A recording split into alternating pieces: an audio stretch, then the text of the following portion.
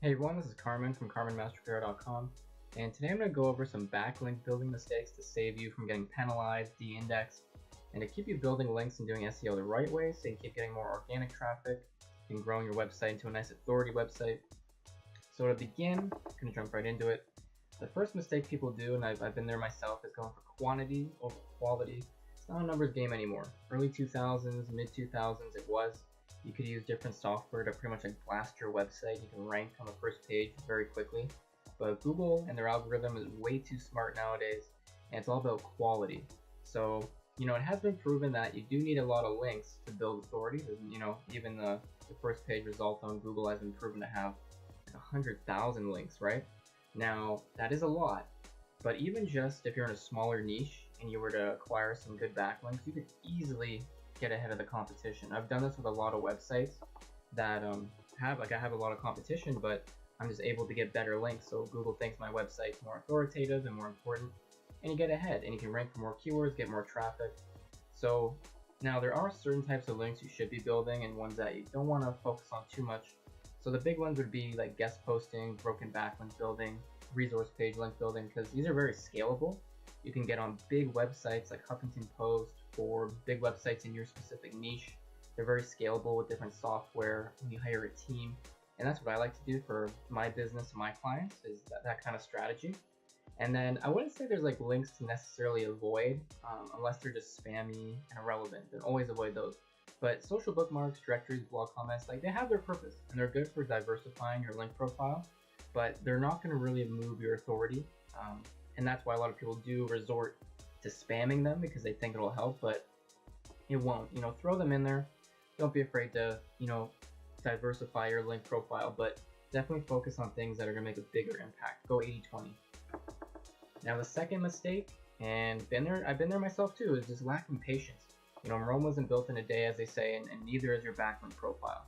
So what you need to do is just focus on kind of gradually building links, and they're going to compound, right? There's something called a compound effect, which is when you do something just a little bit every day and consistently over weeks, months, years, it's going to turn into something amazing. It's going to compound. So, one link, maybe it's like a guest post, it can take hours. You got to pitch, you got to actually write, it's got to get published. So it can take many hours just to get that one link, but it can be worth thousands of spammy blog comments or something. So just be patient with the overall process from actually attaining a link to building the profile.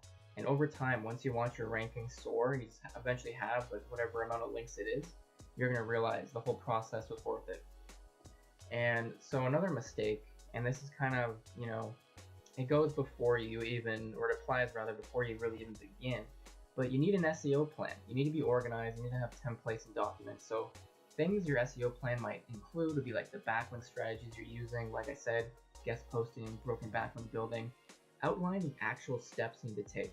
Like for guest posting, you might say the first step is using keyword operators and footprints to find the actual guest posting websites.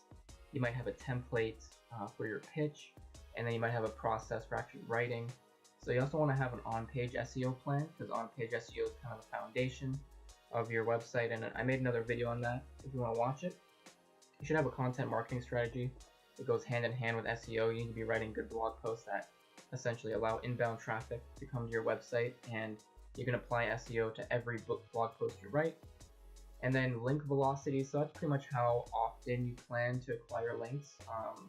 If you have a really good system in place, you could be getting links pretty much every day if you're doing like email outreach and things like that. But just go at your own pace and take it easy in the beginning, scale it up over time.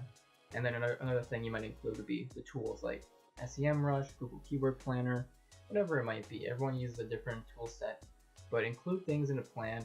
Just get something, just write something, and then optimize it over time. Don't worry about making it perfect.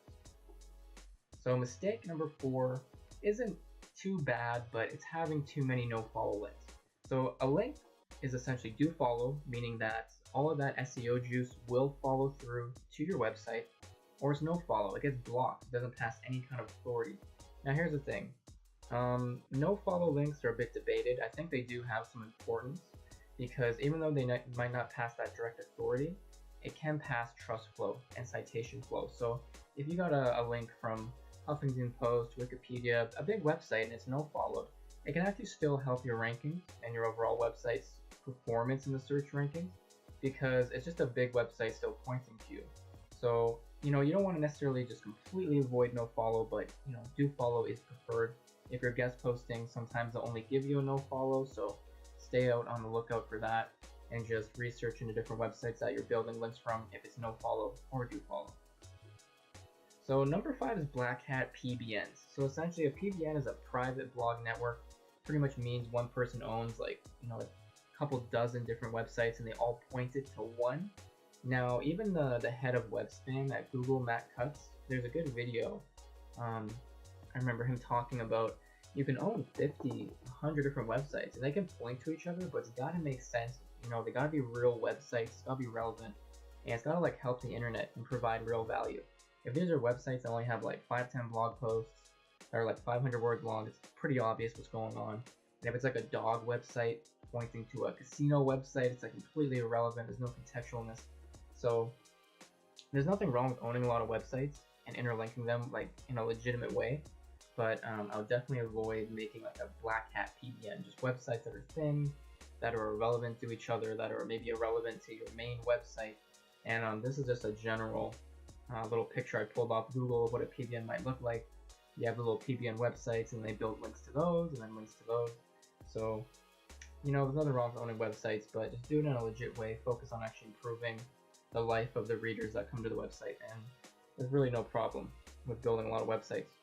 And then the last backlink building mistake is buying your links. It's a big no-no. You can see this all the time. Buy 1,000 backlinks for $10. Sounds so good. You're gonna be the first page of Google, right? Probably not. You're probably gonna be the last page. You're probably gonna get de-indexed. Google doesn't like that. Once again, used to work a long time ago, not so much nowadays. And if you're buying these amount of backlinks, you're probably not gonna get the highest quality ones. Now there are services like Outreach Mama. I remember I see their ads all the time now. It's like $80 per link, but I think they actually do get placed on big websites. Even Google, like in their terms of service, they say that if you buy links, exchange links, like it's against terms of service no matter what. So it's up to you if you want to do it. I'd say probably one of the better ways to go about it is maybe paying like an SEO agency, because they're gonna like optimize your on-page SEO. I do that. If you need help with it, you can always hit me up on my website.